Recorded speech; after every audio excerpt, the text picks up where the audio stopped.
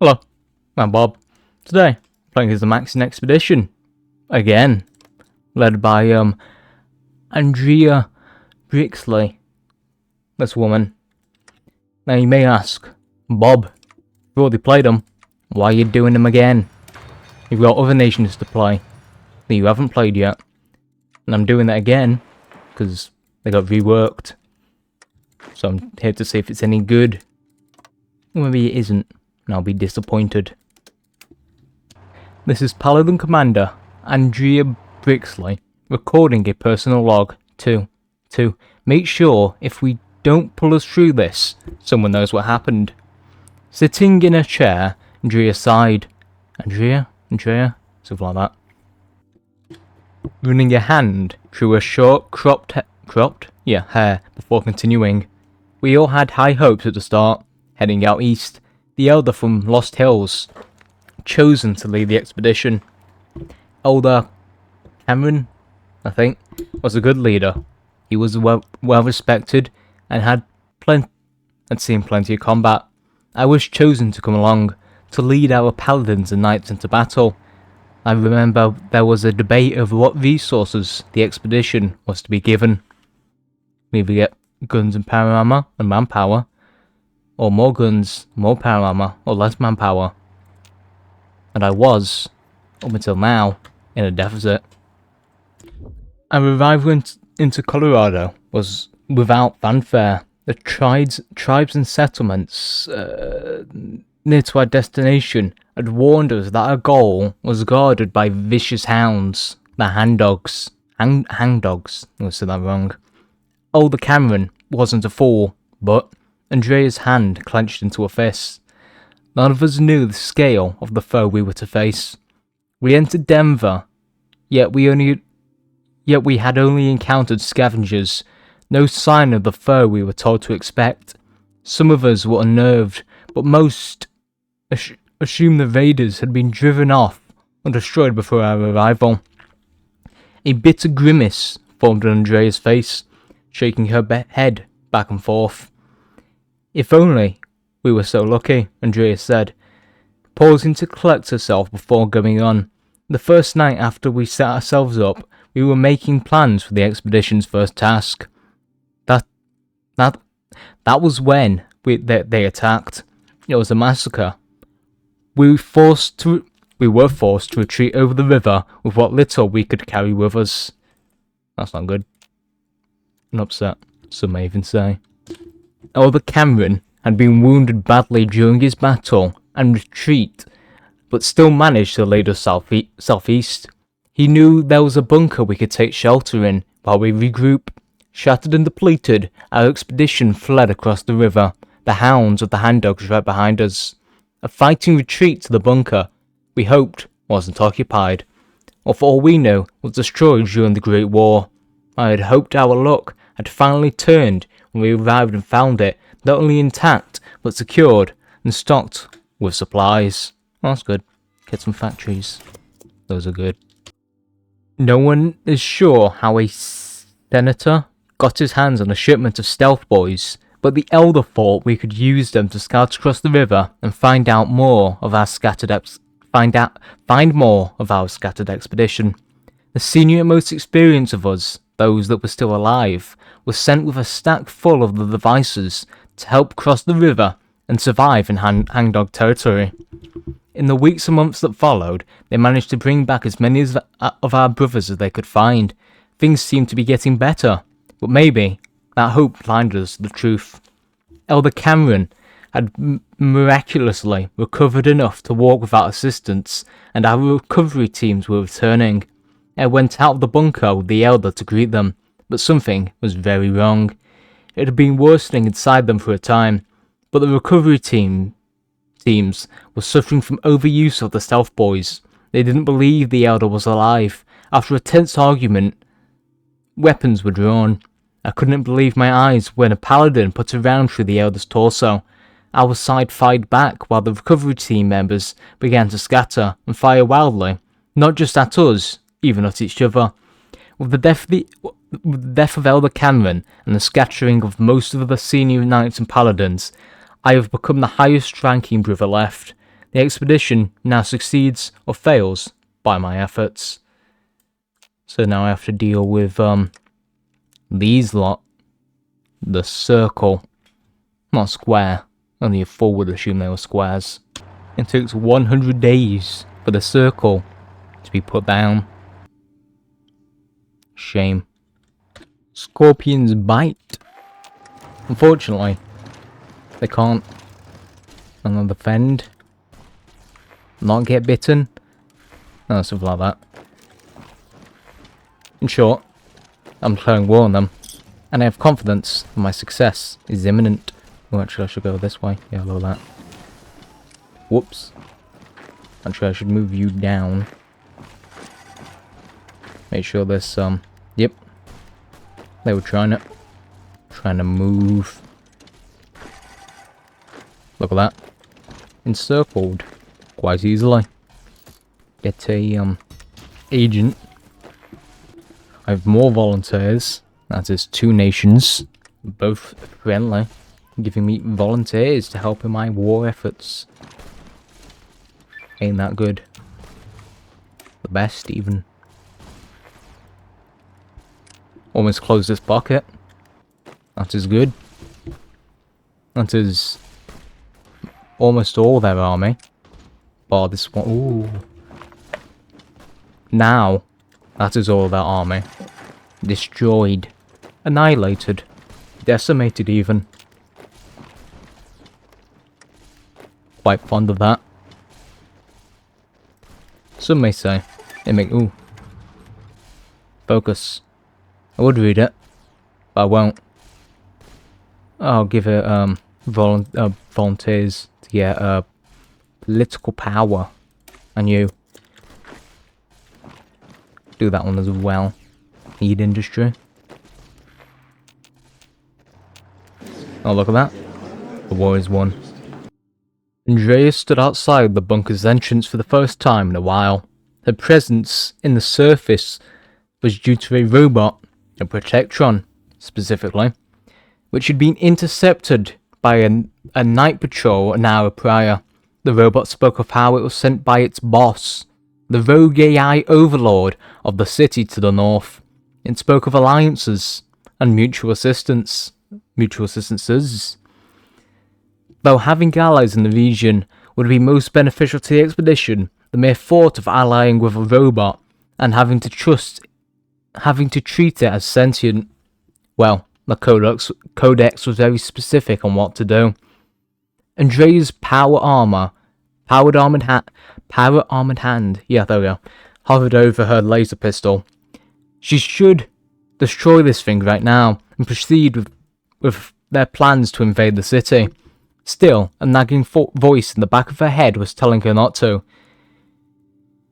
That this wasn't the way to save her brothers and sisters. After a pause, the Paladin commander spoke. We can either join the faction or kill them to death. Because normally I kill them to death, I'm going to make a faction with them. Because this is new. You're sure about this, Drea? Paladin Deering asked his friend and the leader of their expedition. Ever since the offer from that robot, Andrea had been acting strange. The Codex goes at length about protecting humanity and preserving technology. A robot city should be at the top of the list of things to scrap. Yet here he was, with 5 other paladins, to meet the AI in charge of said city. I don't know, the Paladin commander replied dryly. That's not really reassuring, you know. Glenn, what other options do I have? Deering went quiet for a moment. Well, we could have destroyed that robot and followed it with an attack on this robot city, risking the lives of dozens of our brothers and sisters in accordance with the Codex. Andrea let out a short chuckle. You're just trying to give me more reasons. This alliance, as unorthodox as it may be, may provide temporary relief we need before the Codex comes the survival of the expedition. The Paladin commander stopped in her tracks and turned to stare at Jackson for the first time since departing the bunker, the emotionless visor of her T-51 helmet matching his. right? Listen, I've always had your back, even when your ideas are funny. The Paladin commander didn't reply, but Glenn knew that had made her smile. Oh, no more event. Andrea didn't know what to expect coming into Robot City. Well, she didn't expect a city occupied by robots. She did expect that. She did not expect, however, the robots to be it's not intimidating, it's imitating, that's it. Life within. Walking around and doing work, shopping, talking to each other. The whole situation just felt unnatural. At least, they bothered to be friendly. The group was eventually stopped by an Assaultron, who identified itself as Maud. I think. It's the one you get in the focus. It's, give it a minute. Down here somewhere. Yeah, this one. And took them to the central building in the city. A tower where many power lines connected and dozens of warbots patrolled. Though at the entrance of said tower, she stopped the group. Oh, I'm sorry, y'all, but only one of you is allowed in. It pointed at Andrea. You know, girl to girl, and please no weapons. Whoa, whoa, whoa. We won't let you in, just have our commander. No, we won't let you just have our commander. Glenn held his hand above his pistol. The other paladins also looked equally tense at the ready to aim their weapons. Stand down, Andrea sighed, as she signalled her entourage to stand down. This will only take a moment. She handed a laser rifle to Glenn, and followed Maud. Maud? Is it Maud? I'm going to say Maud. Without a fight. Glenn frowned behind his helmet, but decided to trust his friend against his better judgment. He just wondered what he would have to tell the chapter if the mission went south. Oh, even more... far too much reading. She was led by the Assaultron to a conference room on the second floor of the building. It was of simple pre-war design, with a wooden table at the centre and a blank white wall. After a couple of moments of waiting, a projector turned to life, and once the empty white wall now had the image of a lively video game demon. Hey, what's up? A shrill voice says over some speakers. Wait, that's it? This is their AI leader? It didn't matter. She removed her helmet. Greetings. I am Paladin Commander Andrea Brixley, leader of the Maxon expedition of the Brotherhood of Steel. Oh, we're doing fancy talk. Oh, okay. I'm Doki Doki, the supreme and cutest ruler of Robot City. What's up? I'm here to finalise the details of our treaty. What treaty? The alliance that you proposed. Oh, that. What is there to finish? Aren't we friends now? Oh, there's even more. Was it for real? Did this AI not know how an alliance works? No, surely not. AIs are supposed to be incredibly smart. There's had to be some tactic. Your terms. What were you given in exchange for what you want from us? Weapons? Money? Do you want more robots? People don't just do things for free. The spirit went quiet. It rubbed its digital chin with a pensative... Hold on. Gonna have to get closer. I think that was right. Pensative. Never heard of him. Yet confused look. I just sort of kind of thought it meant we would help each other out, you know? Make sure neither of us die and stuff. It was only now that the absurdity of the situation Paladin Brixley is in hits her. She's given nearly half of her life for the Colorado expedition, holding it together, and the best she can, and this is where it led her. She's talking to a sentient video game who doesn't know what they're doing.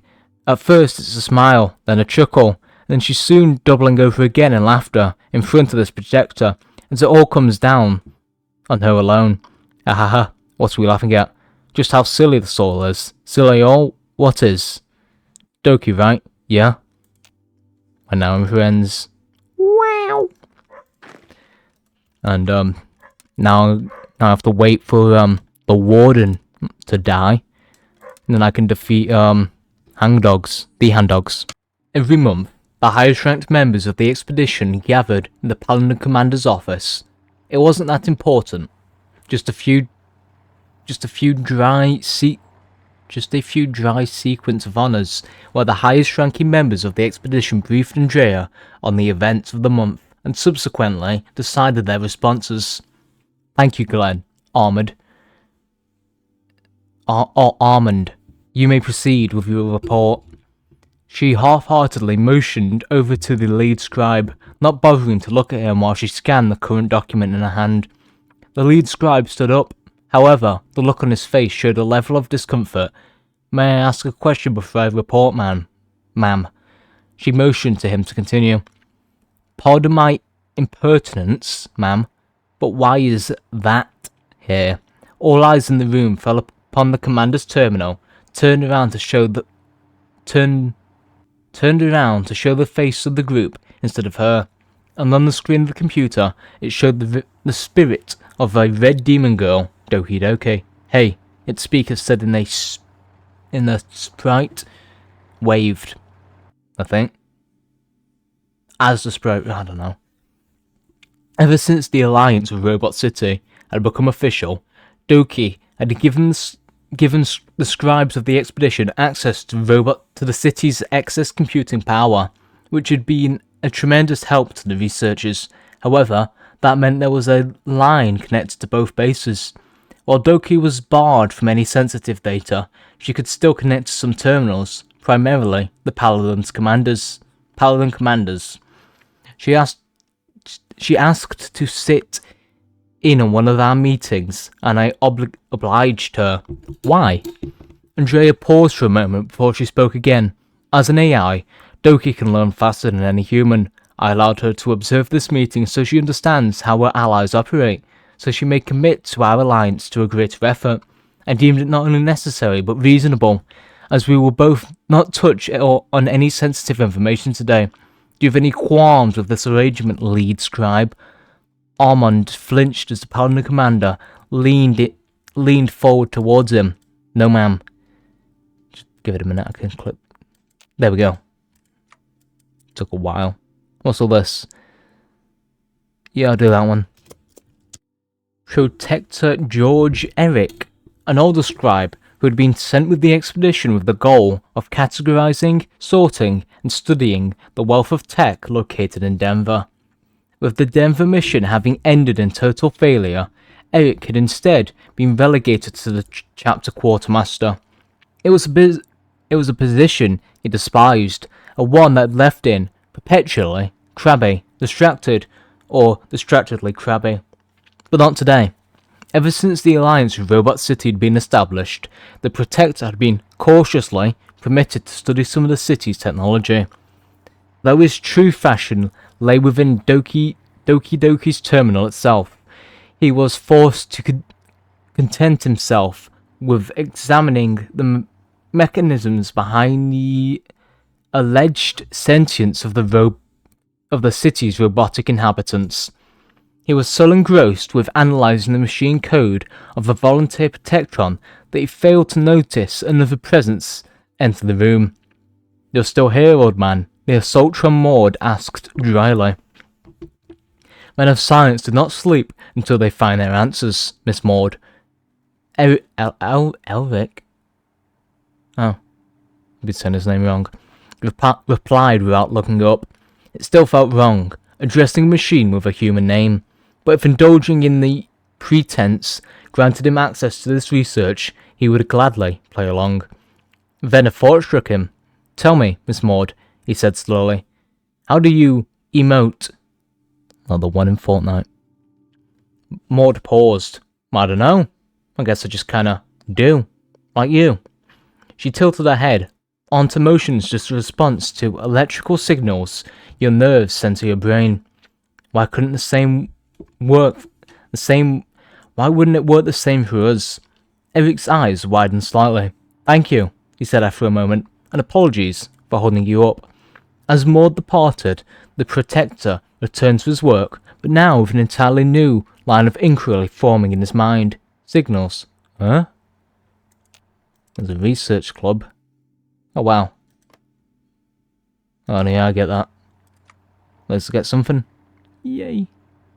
Oh. Oh. Oh. I'll do this one first. Andrea's decision seemed to relieve Elric. She heard a small exhale of breath before a smile caresses his features.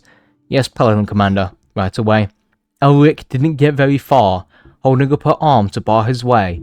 Andrea stopped him from walking to the arguing scribes. No. I have enough to deal with you as it is, Elric. Now is not the time to slack off when we need every advantage we can get. The daily inspections will continue until you improve. The Protector's relieved expression turned to an exasperated one, but he saluted all the same. Yes, Paladin Commander, I understand. Andrea watched as he moved off towards his subordinates, before turning and making for the exit. Her helmet kept on and muttering. Kept her own muttering private from listening ears. Now I can do this one. And to get a core on Bastion, which I now have. Fortunately, some of the other areas are still resistant, and the hand dogs are coming. I believe it is now time for just a little war, a small one. Oh, need to stop these training. Probably should have done that a while ago, if you will. Oh, what was that? Probably should have read that. Wasn't able to though. That's upsetting. However, look at this. Walking in completely unopposed Colorado Springs. That'll be mine within a week. These Kit Carson Huntsmen, dead, decimated, gone. Who even are they? Let me tell you, gone. Like I said, you here, move up to Dog City. These here, the pockets being closed. I can encircle some more. These aren't doing the best. Same with these. I'm in positive numbers though. That's always good. Good numbers mean good life. That's a Jesus quote. If the numbers are good, the life is good. Smile. Quote by Jesus. He said this. I'll call him up on the telephone right now. He'd say that again. Oh, look at that. Dog City. Mine. Now I need to capture Thompson. But, this division decided to go on the walkabout. Because they're fools. Foolish. Oh yay. I've one just like that. I'm going to only take part of it. And I'll take you in a minute. Give the rest to Robot City. Because they've done their part. Look at that. Good border. Good. Heads up everyone. We're almost there. Andrea announced to her brothers. She was leading a force back to the site of the expedition's greatest failure, and she wasn't sure what to expect. When they first had arrived in the city, Denver's Union Station seemed like a perfect location for them to settle into. Pre-war bomb shelters under the main building for safety and a central location, with easy access to the rest of the city, made it an obvious choice. It was also a perfect trap.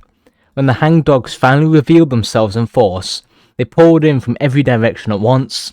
Even with the hangdogs routed and the city being swept clean of the funny people, Andrea couldn't help but grip her rifle to get tighter, as a shiver ran up her spine, which had begun aching more and more.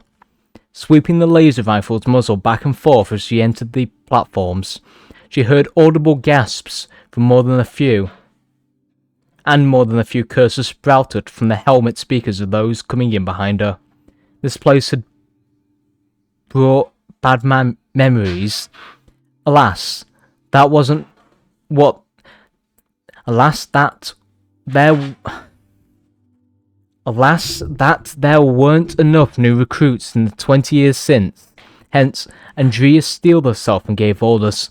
Focus, we haven't cleared the area yet. Her voice remained level and calm, but inside, she burned with anger. And even more... The hangdogs had attacked in numbers. First came a wave of dynamite, followed by a massed charge supported by the hounds. Andrea was luckily enough to be in an arm inside the station itself when the attack came, but the brothers who had been outside in the open-air platforms were disoriented and overwhelmed before being torn to pieces, in some cases, literally, with the massive hounds pulling down men and women in their armour, while the tribals went to work, cracking open the shelves and butchering the new threat to their citywide dominance. Scattering about the battle-scarred platforms was a sight that all of the expedition dreaded to see. The bodies of the fallen had been left here to rot, pieces of a few stripped to the bone by dogs. Andrea could see at least 24 figures of rusted T-51B alone. Some corpses were trapped underneath pieces of the radio station that fell on their bodies, but the rest were propped up in various positions of sitting or standing. Scrawled on their armour decades ago were symbols of the hangdogs, howling men and dogs, crudely drawn but recognisable. It was a sign to any who came through here, Andrea concluded, that this was their doing, her teeth ground together, fury reaching a peak. She wasn't sure if they could find their fallen brothers here, if they would have to scour the city for their holotags. Now it was blatantly clear that the second outcome would have been preferable to the sight. Collect them, all of them. Scrape those funny drawings off their armour, and try to identify them. Third squad with me. We're going into the station. Andrea's orders were clear as she stomped towards the entrance of the Union Station. If there was any questions about it before, this settled it. There would be no trace of the hangdogs left in Colorado when they claimed it. She wouldn't allow any of them to get away. Not after this. Oh, there's so many more words! I'm nearly dehydrated enough as it is. This is making it worse. The grand and ornate doors of the station were in poor condition when the expedition had arrived decades ago, and they didn't keep out the hangdogs for long. Stepping over the rubble-strewn entrance, Andrea swept inside with a rifle, the squad moving in behind her. It was coming back to her. The panic when the explosion started, the rush to join the fight outside, the shocking speed of the tribals as they reached the building entrances and windows before most of the Brotherhood of Steel had reacted. Oh, just Brotherhood, no Steel. Andrea had only unslung her rifle when another volley of dynamite was thrown into the station itself. Not particularly deadly to power armour, but those without the protective shell,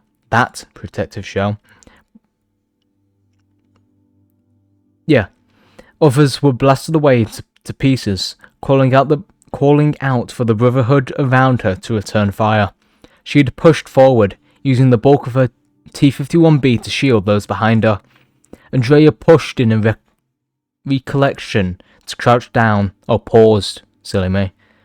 A drained microfusion cell was on the ground. For all the firepower they could bring to bear, even as unorganized as they were, it wasn't enough. The brothers around her had opened up with everything they had: laser, plasma, even some explosive weapons thrown and launched. Once it say thrown twice? I don't know. The sheer ferocity had worn out over them, as Andrea and the others in armour around her. She had tried to shield the wounded, all the same. The howling raiders had pushed into the station with their hounds. It only took a few moments of frantic firing for the desperate defense to turn into a brawl. Gazing at the microfusion cell, Andrea could almost see flashes of light before her eyes. The scribe behind her, Nathan, had been hit with shrapnel during his initial volley. Andrea's weapon was out of ammo, but as she ejected the drained cell, 4 men were on her, trying to topple her with their weight and momentum. The laser rifle was knocked out of her grip, and she had to struggle to stay standing. Shouting in anger, she'd punched the first one in the screaming face, the armoured gauntlet slamming into his mouth and sending them spinning with a broken jaw. Pushing and lashing out at the other 3, She had heard even through the roar of combat around her, the screams from Nathan with another shove, which sent her attackers staggering away. She had glanced back to the scribe on the ground, while the hounds had him by the throat as he struggled to fight it off. Then, with a loud, sickening crunch, his neck snapped, adrenaline pumping through her body. She had to kick the dog away, sending it skittering with a yelp. All around her were screams of the fighting, the wounded, and the dying, drowning out all. But one voice, Elder Cameron, using his suit speakers, had shouted an order that made Andrea's blood run ice cold. Retreat. Those who could started to follow their leader out to the station, shooting, hacking, punching and kicking, doing whatever they could to carve a path. Andrea shook her head back and forth, clearing her mind. Opening her hand, she had at some point dropped her rifle to clench the microfusion cell. She crushed the outer casing of it. It wasn't recyclable, even recyclable now. Hence, Andrea dropped it to the floor, where she had left it 20 years ago. They had taken their revenge for everyone they lost. This would be their main base in Denver again, to ensure that no longer they had all died in vain. The plan had worked. Now she had to lead her brothers in completing their original mission. Yay. Lots of words. There was an event. I forgot to read it. Clicked through like 2 of the different events. So I'll just read the last one. I hope, is this the last one? It is. Alright, last one. After the ceremony, there's a ceremony, and worrying reports of the Legion, Andrea finally had time to sit down and relax for a minute. A minute being more accurate than she thought, as the link between the terminal and Doki's network activated and the screen came to life, whereupon Doki appeared with a party hat and digital balloons. Congratulations, Brixie, Doki shouted and blew on a party horn. Girl, you rocked that speech. You were like, I'm some really awesome and funny. You can clap now. 10 out of 10. Doki, were you spying on us? The elder asked, a small smile finding its way on her face. Huh? A digital water drop ran down her face. Would you believe me if I said no? The older woman snorted. You could have just asked to watch. For all that computing power, you still managed not to think things through. Shut up. She crossed her arms with a small humph. Yeah, that's close enough. Thanks for the praise, Doki. It brightened my day.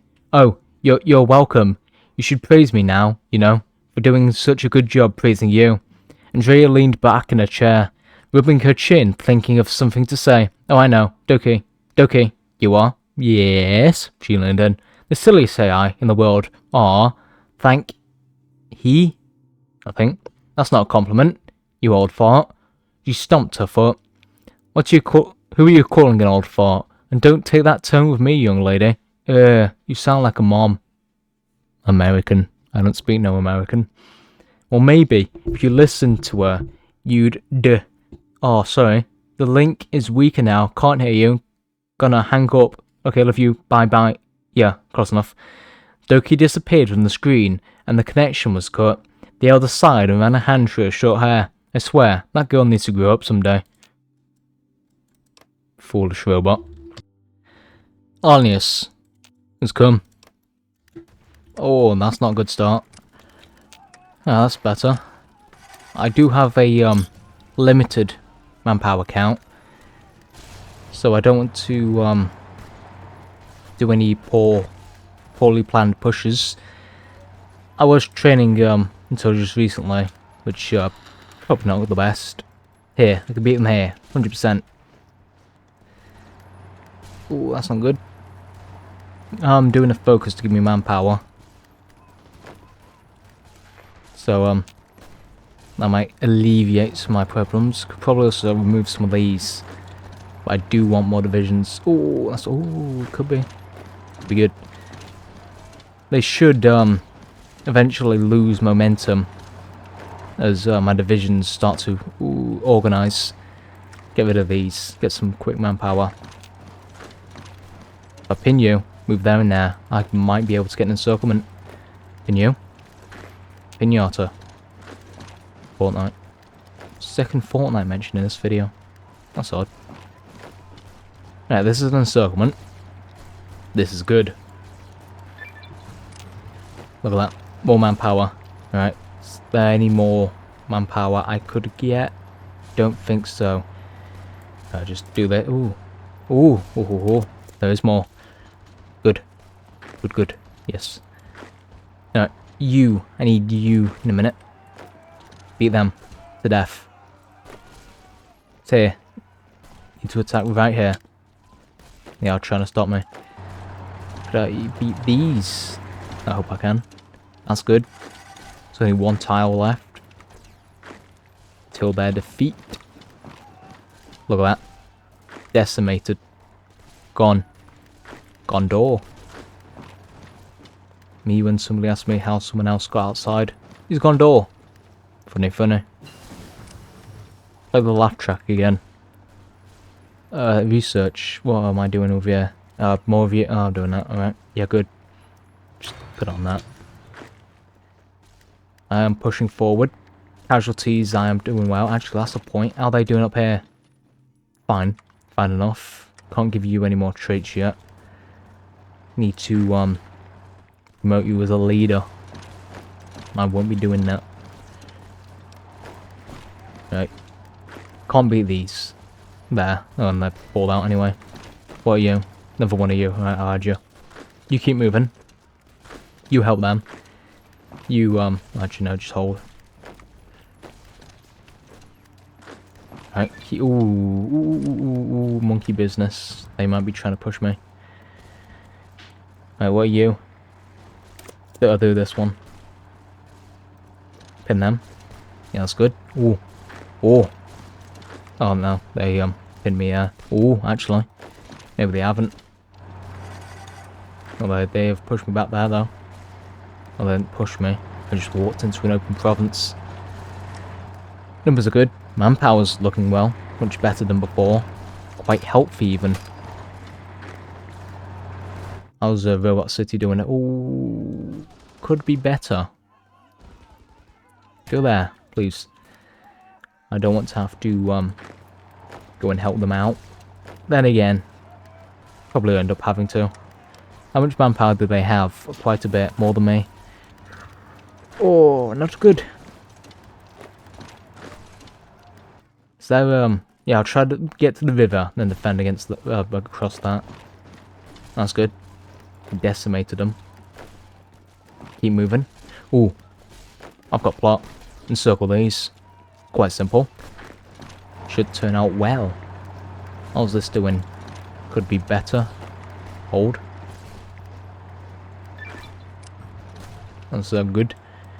Start on this focus tree, maybe. What else could I do? Yeah, I'll do this. Now, sure. I'll save it. Save it for a minute. As the... Yeah, you'll do.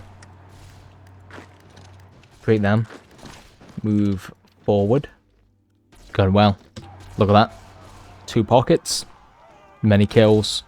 That, right there. Another pocket. Ain't that the best?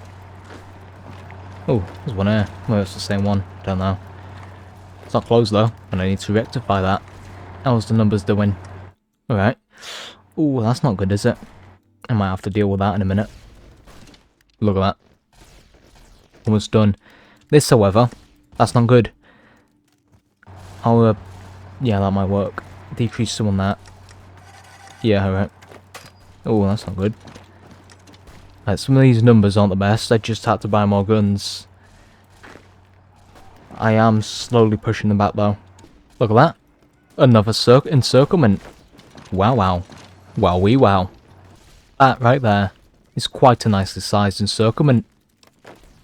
And I'd quite like to close. Is that actually most of their divisions? It is. It's all but one. I hadn't even realised until now. I would like to close it. I am closing it. Bit slow. Oh, it's getting faster. Oh, look at that. It's quite nice, as they say in Spain. Good, good. Still dying. Nice. Good, good. I have decimated Lanius' army. And now using the front line. Oh, look at that. I was about to talk about it's going to take a minute to beat them, but it ain't. First die in Alliance Encirclement. Smile. Was an event. It's about the Brotherhood beating Lanius. It's a lot of words. Oh. But I didn't read the first one. And I didn't read the rest because I don't know if I have enough time. I believe the Iron Alliance is about to capitulate. There it is. And because they've given it all to me. I don't want it. Give it to Robot City. I've taken all of the Lanius land. So I give it to them. I've given it to the Robot City lot. Taken Lanius. So I think that's all. It's quite nice. Did miss a few events. Then again, there's like 6 times as many as there were before, so I don't know if I'll be able to read them all. I might do a part 2. Maybe. Of this. Not a definitely. It's a possibly. But anyways, that's all. Bye.